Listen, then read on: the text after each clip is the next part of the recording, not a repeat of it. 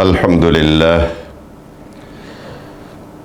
لله رب العالمين والعاقبة للمتقين ولا عدوان إلا على الظالمين والصلاة والسلام على سيدنا وسيد المرسلين حبيبنا وحبيب رب العالمين محمد وآله وأصحابه أجمعين.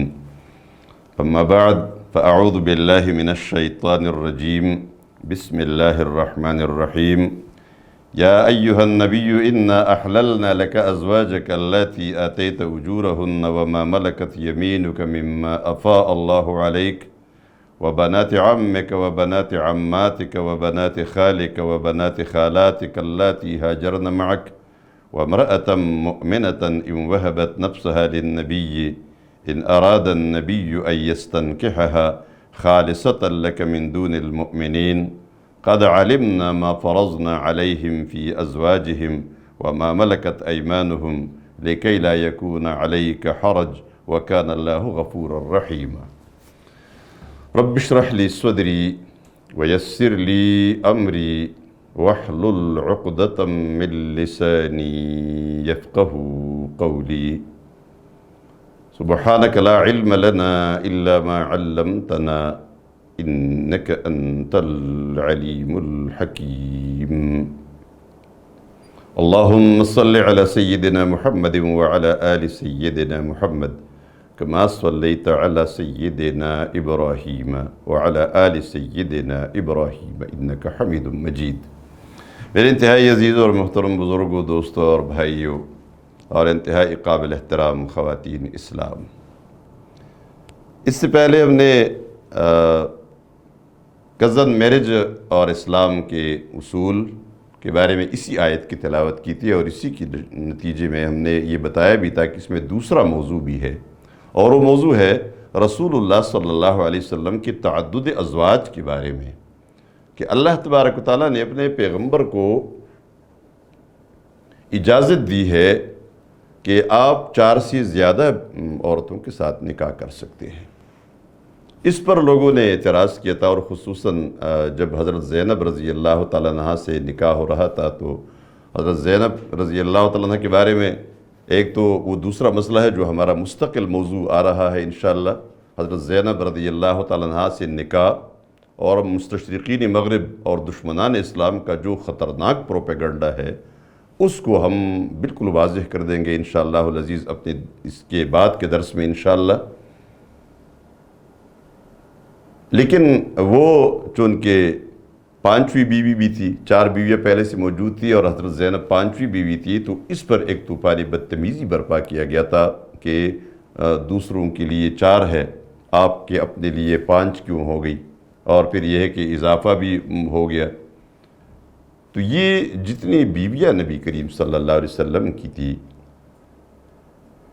4 سے زیادہ کی اجازت کی حکمت کیا تھی، یعنی حکمت و تعدد ازواج النبی صلی اللہ علیہ وسلم، رسول اللہ صلی اللہ علیہ وسلم کی بیویوں کے بارے میں تعدد یعنی 4 سے زیادہ ہونے کی حکمت کیا تھی۔ سب سے پہلے تو آپ ذرا غور کریں، آپ بالکل سامنے یعنی عملی اس میں میدان میں اگر سامنے آپ آ جائیں اور آپ غور کریں گے، سوچیں گے، انسان زیادہ شادیوں کا شوق کب رکھتا ہے؟ جب اس کی جوانی قائم ہو، جب وہ شباب پر ہو۔ آپ دیکھیں نبی کریم صلی اللہ علیہ وسلم نے پہلی شادی جو کی، آپ کی عمر 25 سال تھی۔ 25 سال کا نوجوان کیا چاہتا ہے؟ یہی چاہتا ہے کہ ایک کنواری لڑکی سے اس کی شادی ہو، ایک جوان لڑکی سے اس کی شادی ہو، اور اس کی خصوصیات اور اس کی خوبیاں وہ گنتا ہے کہ ایسی لڑکی ہونی چاہیے اور ایسی ہونی چاہیے۔ لیکن یہاں مزاج کیا ہے، یہاں سنجیدگی کتنی ہے کہ ایسی کوئی چیز یہاں دخیل نہیں ہے، یہاں کوئی محرک کار فرما نہیں ہے، بلکہ پہلی شادی 25 سال کی عمر میں، وہ اپنے سے عمر میں بڑی 40 سال یا زیادہ جو معتمد روایت ہے اس میں کہ 36 سال عمر تھی حضرت خدیجہ رضی اللہ تعالی عنہ کی۔ اور حضرت خدیجہ رضی اللہ تعالیٰ عنہ بیوہ تھی، یعنی وہ کنواری بھی نہیں تھی، وہ بیوہ تھی۔ رشتہ ہوا، کتنا عرصہ رہا؟ آپ صلی اللہ علیہ وسلم کی عمر 25 سال تھی، 40 سال میں آپ کو نبوت ملی، تو 15 سال یہ گزر گئے، اور پھر 10ویں نبوی میں حضرت خدیجہ رضی اللہ تعالیٰ عنہ کا انتقال ہوا ہے، تو 50 سال کی عمر تک آپ اسی ایک بیوی کے ساتھ رہے ہیں، حضرت خدیجۃ الکبریٰ رضی اللہ تعالیٰ عنہ و ارضاہا۔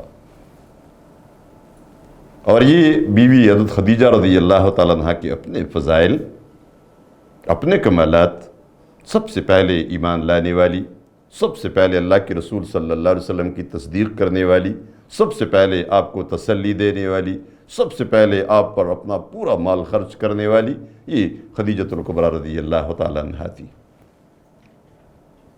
آپ صلی اللہ علیہ وآلہ وسلم نے حضرت خدیجہ رضی اللہ تعالیٰ عنہ کہ وفات کے سال کو عام الحزن قرار دیا تھا۔ وہ صرف اس وجہ سے نہیں تھا کہ ایک بیوی فوت ہو گئی ہے، بلکہ اسلام کے راستے میں سب سے بڑھ کر وہ مددگار تھی رسول اللہ صلی اللہ علیہ وسلم کی۔ تو 50 سال تک ایک بیوی کے ساتھ جو پہلے سے بیوہ تھی، اور پھر حضرت خدیجہ رضی اللہ تعالیٰ عنہ کی وفات کے بعد جو آپ نے رشتہ کیا وہ اس سے بھی زیادہ معمر خاتون تھی، حضرت سودا بنت زمعہ رضی اللہ تعالی عنہ و ارضاہا۔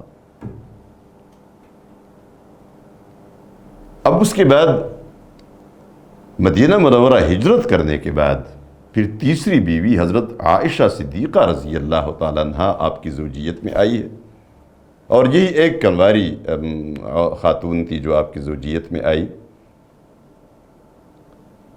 اب آپ دیکھیے، جب 53 سال 55 سال تک عمر پہنچ جائے اور 56 57 اور 60 کے آدمی قریب ہو جائے، اس کے بعد پھر بیویوں کی تعداد بڑھائی جائے، اور اس لیے بڑھائی جائے کہ زیادہ بیویاں چاہیے۔ یہ بات سمجھ میں نہیں آ سکتی۔ اگر یہ شوق ہوتا تو ظاہر بات ہے وہ پہلی جو عمر گزری ہے 25 سال کے بعد 30 سال اور 35 سال اور 40 سال اور پھر 50 سال تک ایسی کوئی بات اگر ہوتی، اور پھر رشتے بھی اگر ایسے ہوتے، صرف سوائے حضرت عائشہ صدیقہ رضی اللہ تعالیٰ عنہ جو کنواری تھی اور عمر میں چھوٹی تھی، اس کے علاوہ باقی تمام جتنے بھی امہات المومنین آئی ہے وہ بیوہ تھی۔ تو اب حکمت کیا ہے؟ پھر 4 سے زیادہ کی حکمت کیا ہے؟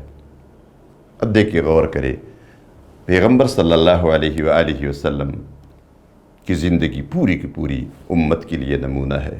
لَقَدْ كَانَ لَكُمْ فِي رَسُولِ اللَّهِ أُسْوَةٌ حَسَنَةٌ، یقیناً آپ سب کے لیے اللہ کے رسول صلی اللہ علیہ وسلم کی زندگی میں ایک پورا نمونہ ہے۔ یہ نمونہ 50% باہر ہے، ظاہر ہے، لیکن 50% اس نمونے کی نجی زندگی ہے۔ اس نجی زندگی کو بھی امت کی ضرورت ہے، امت کو جاننا چاہیے آپ کی نجی زندگی کیسی تھی،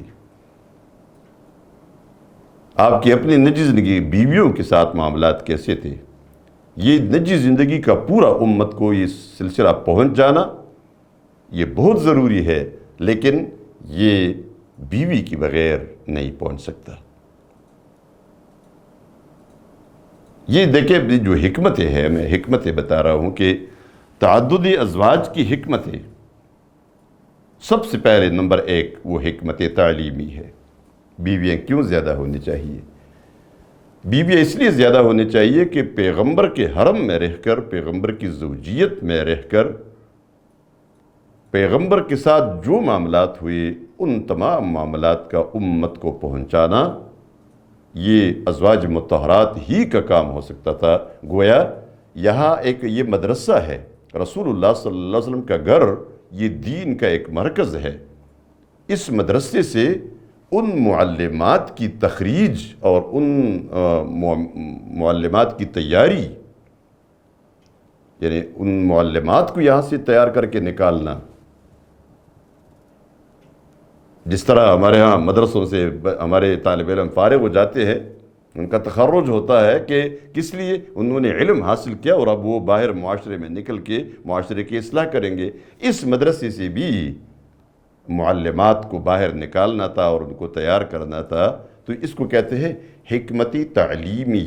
حکمت تعلیمی، تعلیمی حکمت سے مراد یہ ہے کہ معلمات کو تیار کیا جائے اور رسول اللہ صلی اللہ علیہ وسلم کی نجی زندگی کے بارے میں امت کو پوری کی پوری تعلیم دے دے۔ یہ ازواج مطہرات ہی کے ذریعے ہو سکتا تھا۔ اب دیکھیں میں ایک مثال دیتا ہوں۔ حضرت عائشہ صدیقہ رضی اللہ تعالیٰ عنہ فرماتی ہے، قرآن نے یہ حکم دیا ہے نا، عورتوں کی ماہواری جب آتی ہے، ماہواری کے دوران قرآن نے حکم دیا ہے، یسألونک عن المحیض قل هو اذن فاعتزلوا النساء فی المحیض۔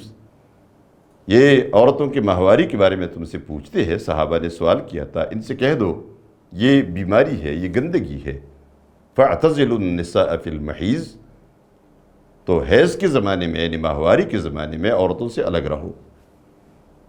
اب یہ تو ایک حکم ہے، اس کی امپلیمنٹیشن کی ذمہ داری تو رسول اللہ صلی اللہ علیہ وسلم کی تھی۔ اب وہاں آپ صلی اللہ علیہ وآلہ وسلم کا طریقہ کیا تھا؟ حضرت عائشہ صدیقہ رضی اللہ تعالیٰ عنہ نے اگر یہ نہ بتایا ہوتا تو امت مشکل میں ہوتی کہ اس کا کیا کیا جائے، کیسے الگ ہو جائے۔ تو الگ رہنے کا مطلب یہ ہے کہ ان کا بستر بھی ہے اور بیڈ بھی ہے اور کمرہ بھی، سب کچھ الگ ہو جاؤ ان سے، جیسے جاہلیت کے زمانے میں ہوا کرتا تھا۔ لیکن حضرت عائشہ صدیقہ رضی اللہ تعالیٰ عنہ فرماتی ہے، اب یہ ام المومنین خود بیان کرتی ہے کہ جب آپ صلی اللہ علیہ وسلم کی باری ہوتی تھی میرے پاس، یعنی میرے پاس آپ کی رات ہوتی تھی میرے حجرے میں، اور میں ماہواری سے ہوتی تھی، تو آپ صلی اللہ علیہ وسلم مجھے حکم دیا کرتے تھے اور میں اپنا تہبند مضبوط باندھ لیتی تھی۔ جیسے آج کل یعنی تہبند کا استعمال جہاں نہیں ہے وہاں شلوار کا استعمال ہے، تو شلوار کا ناڑا مضبوط باندھ لینا، میں باندھ لیتی تھی اور پھر آپ صلی اللہ علیہ وسلم بستر میں میرے ساتھ اکٹھے ہوتے تھے۔ یعنی اس سے معلوم ہو گیا کہ جو ممانعت ہے وہ مباشرت کی ہے کہ ہم بستری نہ ہو، اور ہم بستری کا خطرہ تب ہو سکتا ہے جب تہبند کھلا ہوا ہو۔ دیکھیں یہ ایک تعلیم تھی جو امت کو دینی تھی اور وہ ام المومنین نے دے دی۔ اسی طرح دوسرے جتنے بھی مسائل، گھریلو مسائل، نجی زندگی کی مسائل، تو نمبر ایک جو حکمت میں بتا رہا ہوں، تو پہلی حکمت حکمت تعلیمی، دوسری حکمت حکمت تشریعی، قانونی حوالے سے جو مسائل پیش آتے تھے۔ اب دیکھیں جاہلیت کے بعض ایسی رسوم کو ختم کرنا جن کی وجہ سے معاشرہ مشکلات کا شکار ہو سکتا تھا، معاشرے میں ایک بہت بڑی یعنی عجیب قسم کا فساد پھیل جاتا اگر یہ نہ ہوتا۔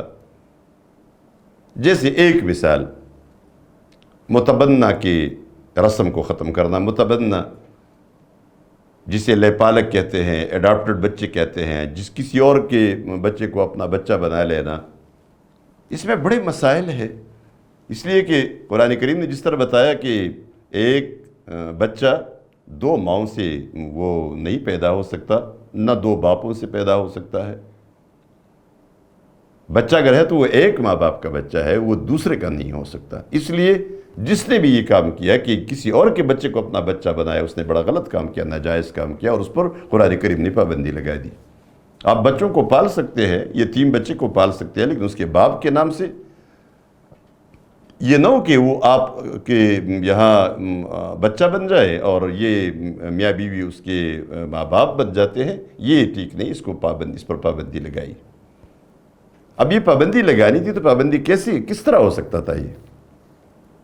اب ہاں حضرت زینب رضی اللہ تعالیٰ عنہ کا اللہ تبارک و تعالیٰ نے انتخاب فرمایا تھا، اس کا رشتہ اس طرح ہوگا، جو ہمارا اپنا مستقل موضوع ہے۔ مستشرقین مغرب نے اس پر بڑے اعتراضات کیے ہیں، اور اپنے جو استشراقی فتنہ ہے اس کے لیے بنیاد یہی واقعہ ہے، اور اس کی میں انشاءاللہ اس کی پوری تفصیل آپ کو کسی اگلے لیکچر میں درس میں بتاؤں گا۔ تو یہاں متبنہ کا رشتہ، متبنہ کی بدعت کو ختم کرنا، متبنہ کی سلسلے کو ختم کرنا جو کہ مقصود تھا اور اس کے لیے ضروری تھا کہ آپ صلی اللہ علیہ وسلم ہی کے ذریعے یہ بدعت ختم ہو، آپ صلی اللہ علیہ وسلم ہی اس کو خود اپنے ہاتھوں سے ختم کرے۔ وہ کیسے کہ زید ابن حارثہ آپ صلی اللہ علیہ وسلم کے اس پہلے زمانے میں متبنہ تھے، اللہ نے اس متبنہ کے سلسلے کو ختم کر دیا، اس پر پابندی لگائی۔ اب زید نے اس کو طلاق دی اور طلاق کے بعد نبی کریم صلی اللہ علیہ وسلم نے حضرت زینب سے نکاح فرمایا تھا، اور یہ نکاح اللہ نے فرمایا تھا۔ قرآن کریم نے وہاں بتایا زوجناکہا، ہم نے اسے تمہاری زوجیت میں دے دیا، تاکہ یہ رسم ایسی طریقے سے ختم ہو کہ آئندہ یہ سر نہ اٹھا سکے۔ آج کل بھی بڑے ناسمجھ لوگ ایسے کام کرتے ہیں، تو ایسے نہیں کرنا چاہیے۔ تو دوسری حکمت تشریعی۔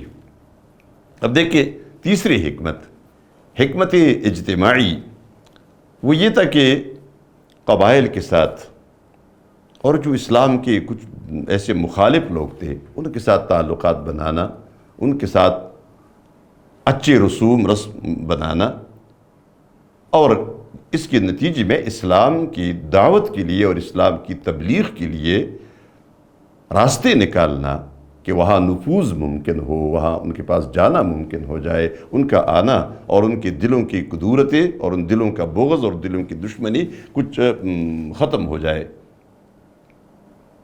دیکھیں یہاں یہ بھی ہوا تھا کہ حضرت ام حبیبہ رضی اللہ تعالیٰ عنہا کے ساتھ نبی کریم صلی اللہ علیہ وسلم نے رشتہ کیا تھا۔ یہ مسلمان تھی ام حبیبہ رضی اللہ تعالیٰ عنہا، اور حبش کی طرف ہجرت کر چکی تھی۔ ان کا شوہر فوت ہو گیا تھا۔ یہ مدینہ واپس آئی۔ مدینہ جب واپس آئی، ابو سفیان جو ان کے دشمن اسلام تھا اس وقت، مقابلے میں کھڑا تھا۔ آپ صلی اللہ علیہ وسلم نے حضرت ام حبیبہ رضی اللہ تعالیٰ عنہا کے ساتھ رشتہ فرمایا۔ اس رشتے کی خبر جب ابو سفیان تک پہنچی، ابو سفیان کو معلوم ہوا کہ میری بیٹی کے ساتھ جو بیوہ ہو گئی تھی، اب ظاہر بات ہے بیٹی بیوہ ہو جائے تو باپ کے لیے ایک بہت بڑا مسئلہ بن جاتا ہے، ایک بہت بڑی پریشانی بن جاتی ہے۔ لیکن جب اسے پتہ چلا کہ میری بیٹی کو تو سہارا مل گیا، پھر سہارا رسول اللہ صلی اللہ علیہ وآلہ وسلم کا سہارا، سردار دو جہان کا سہارا مل گیا ہے۔ یعنی اس کے لیے وہ تو مسلمان نہیں تھا اس وقت، لیکن بڑا شدید یعنی دشمن تھا، لیکن اس کی بیٹی کو تو ایک بڑا اچھا سہارا مل گیا۔ تو جو ہی اس نے سنا کہ ام حبیبہ کے ساتھ رضی اللہ تعالیٰ عنہ ارضاہا رسول اللہ صلی اللہ علیہ وسلم کا رشتہ ہوا ہے، اس نے فوراً اس کی زبان سے بے اختیار ایک جملہ نکلا تھا، اس نے کہا هو الفحل لا يجدع انفه، یہ وہ نوجوان ہے جس کا کوئی مقابلہ نہیں کر سکتا، جس کو کوئی شکست نہیں دے سکتا۔ لا یجدع انفہ کے معنی جس کی ناک کو نہیں کاٹا جا سکتا، یعنی اس کو آپ شکست نہیں دے سکتے۔ اور اس کے بعد ابو سفیان کی دشمنی میں کافی کمی آ گئی تھی اور آخرکار وہ مسلمان ہو گیا۔ تو یہ ایک تیسری اس کی حکمت، تعدد بیویاں آ جائے رشتے میں۔ اور اسی طرح یعنی اسی حوالے سے جو چوتھی حکمت ہے وہ حکمت سیاسی ہے۔ حکمت سیاسی بعض قبائل کے ساتھ رشتے کرنا، قبائلی سرداروں کے ساتھ رشتے کرنا، ان کی بیٹیوں کو اپنے رشتے میں رکھنا۔ اب دیکھیں جو آئی تھی عورتیں ملک یمین میں، پھر ان کو رکھنا اور خود رسول اللہ صلی اللہ علیہ وسلم رکھے۔ یہ نہ ہو کہ آپ کو زیادہ ملک یمین میں جو لونڈیا ہے وہ رکھنے کی ضرورت تھی، ایسا نہیں تھا۔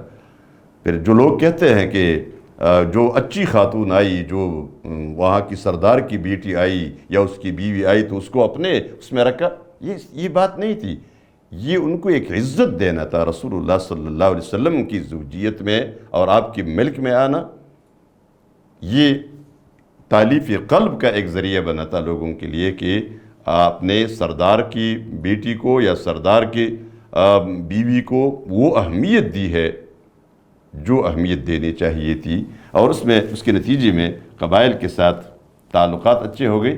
اور یہ کس لیے اچھے ہو گئے؟ تاکہ اسلامی ریاست مستحکم ہو، اسلامی ریاست کے دشمن کم ہو، اسلامی ریاست کے تعلقات وسیع ہو، اور اسی ریاست کا جو نفوذ ہے، جو سفارتی تعلقات ہے، وہ بہت زیادہ ہو جائے، اور اسلامی ریاست کا دائرہ مزید وہ پھیلتا جائے، اور اسلام کا غلبہ اور اسلام کی غلبی کی جو تحریک چل رہی ہے، یہ تحریک آگے بڑھے، اور یہ تحریک کامیابی سے ہمکنار ہو۔ اور یہ وہ ساری ذرائع تھے، وہ ساری چیزیں تھی جس میں تعدد ازواج کا پورا دخل تھا۔ تو 4 حکمتیں میں نے آپ کو بتائی۔ 4 حکمتوں میں سے پہلی دیکھیے، حکمت تعلیمی، معلمات کو نکالنا اور تیار کرنا تاکہ امت کو رسول اللہ صلی اللہ علیہ وسلم کی نجی زندگی کی تعلیم دے دے۔ اور اسی طرح حکمت تشریعی، بعض بدعات کو ختم کرنا، جیسے متبنہ کی بدعت ختم کرنی تھی۔ اور اسی طرح حکمت اجتماعی، جو معاشرتی بہت ساری چیزیں اس میں آتی ہے، اور وہ اسلام کے لیے لوگوں کے ساتھ تعلقات، اور تعلقات کے ساتھ یہ کہ وہ یہ جو سسرالی رشتہ بن جاتا ہے، ایک دفعہ سسرالی رشتے میں بڑی محبت ہوتی ہے، اس کے نتیجے میں اسلام کے لیے راستے کھل جاتے ہیں۔ اور پھر آخر میں جو چوتھی ہے وہ حکمت سیاسی ہے۔ یہ 4 حکمتیں تھی جن کی وجہ سے رسول اللہ صلی اللہ علیہ وسلم کو اللہ تبارک و تعالیٰ نے اجازت دی تھی کہ آپ 1 سے 4 سے زیادہ بیویوں کے ساتھ رشتے کریں، اور یہی وجہ تھی کہ آپ صلی اللہ علیہ وسلم پر بیویوں کے درمیان عدل کرنا، بیویوں کی جس طرح 4 بیویوں کی مومنوں پر حقوق ہے، یہ نہیں تھا۔ ازواج مطہرات کو پورا سمجھا دیا تھا، آپ کی اس گھر کے اندر آنے کا مقصد ہی وہ نہیں ہے تاکہ آپ مطمئن رہے، ازواج مطہرات سب مطمئن رہے، جو آپ ان کو دے، ان میں سے جس کے ساتھ رہے، جس کو پیچھے کرے، جس کو آگے کرے، یہ پورے کا پورا آپ کو اختیار دیا گیا تھا اور آپ کو اجازت تھی۔ یہ اس عدل والے کام میں آپ کا وقت نہیں لگایا گیا، اس مشکل سے میں آپ کو نہیں رکھا گیا۔ لیکن اس کے باوجود رسول اللہ صلی اللہ علیہ وسلم تمام بیویوں کے ساتھ بیک وقت 9 بیویاں رہی ہیں، لیکن آپ صلی اللہ علیہ وسلم تمام کے ساتھ عدل فرمایا کرتے تھے۔ باقاعدہ عدل کی تقسیم ہوتی تھی، راتوں کی تقسیم ہوتی تھی، اور نفقہ میں، نان نفقہ میں، جتنا وہ سب کچھ میں وہ پورا عدل تھا۔ حتیٰ کہ آپ صلی اللہ علیہ وآلہ وسلم تو فرمایا کرتے تھے، اللہم ھذا قسمی فیما املک فلا تلمنی فیما تملک ولا املک، اے اللہ یہ میری تقسیم ہے جس کا میں اختیار رکھتا ہوں، اس لیے میری گرفت اس چیز پہ نہ کر جس کی طاقت میں نہیں رکھتا۔ ظاہر بات ہے دل پر تو کوئی کنٹرول نہیں ہوتا، ایک بیوی کے ساتھ اگر زیادہ محبت ہو، دوسرے سے کم محبت ہو کسی خاص وجہ سے، ام المؤمنین حضرت عائشہ صدیقہ رضی اللہ تعالیٰ عنہ سے زیادہ محبت تھی۔ کیوں؟ وہ جو کمالات، بڑی مفسر قرآن تھی، بڑی عالمہ تھی، فاضلہ تھی، اور سب سے بڑھ کر جو دین کی تعلیم کا کام، نبی کریم صلی اللہ علیہ وسلم کی نجی زندگی کو امت تک پہنچانے کی ڈیوٹی، وہ ام المؤمنین حضرت عائشہ صدیقہ رضی اللہ تعالیٰ عنہ نے انجام دیا ہے۔ تو ظاہر ہے دل میں کچھ محبت اگر زیادہ ہو، اور اسی وجہ سے ازواج مطہرات کی محبت دیکھ کے رسول اللہ صلی اللہ علیہ وسلم کے ساتھ کہ جب حضرت سودا رضی اللہ تعالیٰ عنہ کو معلوم ہوتا کہ حضرت عائشہ رضی اللہ تعالیٰ عنہ کے ساتھ ذرا دل کی محبت کچھ زیادہ ہے، اپنی باری، اس نے کہا میں بوڑھی ہو گئی ہوں، مجھے ضرورت نہیں ہے، اس لیے میرے لیے صرف اتنا کافی ہے کہ میں رسول اللہ صلی اللہ علیہ وسلم کی زوجیت میں رہوں، اور قیامت کے دن آخرت میں جنت میں بھی میں امہات المومنین میں شمار ہوں، بس یہ ہے، میں اپنی باری حضرت عائشہ صدیقہ رضی اللہ تعالیٰ عنہ کو ہبہ کر دیتی ہوں۔ تو اس نے ہبہ کر دیا تھا، اور آخر میں بیماری کے وقت تمام ازواج مطہرات کو یہ معلوم تھا کہ آپ صلی اللہ علیہ وسلم آپ حضرت عائشہ کے حجرے میں زیادہ خوش ہے۔ سب نے اکٹھے ہو کر اس بات پہ مشورہ کیا اور اجازت دی کہ آپ صلی اللہ علیہ وسلم بیماری میں ہر حجرے میں نہیں تشریف لے جا سکتے، مشکل ہے، اس لیے اسی ایک حجرے میں رہے، اور ازواج مطہرات خدمت کے لیے یا دیکھنے کے لیے وہ آیا کرتی تھی۔ تو یہ وہ ساری حکمتیں تھی کہ اللہ تبارک و تعالیٰ نے آپ پر وہ عدل لازم نہیں کیا تھا۔ کیوں؟ اس لیے کہ ان امہات المومنین کا، ازواج مطہرات کا اس گھر کے اندر آنا یہ ایک اور مقصد کے لیے تھا، اور اس کے لیے یہ زوجیت ایک ذریعہ تھی۔ زوجیت کے علاوہ، نکاح کے علاوہ ظاہر بات ہے خواتین آپ کے گھر میں کیسے رہ سکتی تھی، اس لیے یہ ایک ذریعہ تھا ان مقاصد کا جن مقاصد کے لیے آپ کو تعدد ازواج کی اجازت اللہ تبارک و تعالیٰ نے دی تھی۔